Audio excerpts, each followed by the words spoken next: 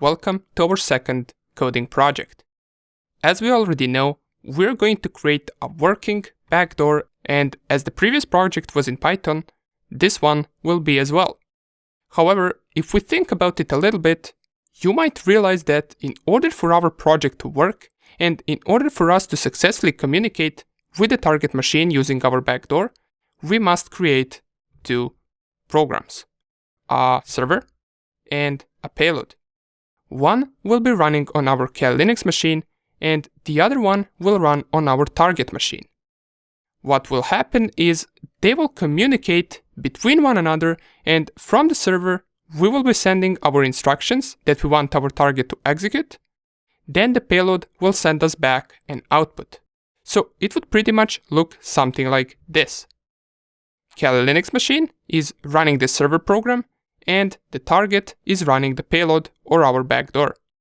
Once we get to creating these, you will notice that the code of these two programs will be rather similar due to them working together. We will be sending commands from our Kali Linux machine.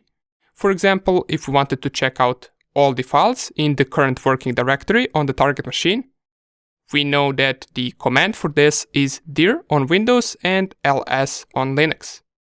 Once we send that from our server, we would want our target to send us back the response, which will contain an output of all the files and folders inside of that specific directory.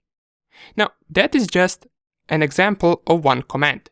We of course want to be able to execute all the commands that we can run inside the regular terminal or command prompt, and we will see exactly how to do that. To code this, we will need knowledge of reverse shells, which we already have since we covered the exploitation section. We know exactly how reverse shells work, and another thing that we must be familiar with are ports and IP addresses, and this is also something that we know. This will not present us a problem. We need to be familiar with Python sockets, and this is something we briefly touched in our first coding project. However, I will do my best to explain it once again in the code that we're going to use. And last, at the end, we will need to compile the Python code to .exe for our Windows targets. This is something you should not worry about, since I will demonstrate how to do this after we code our programs.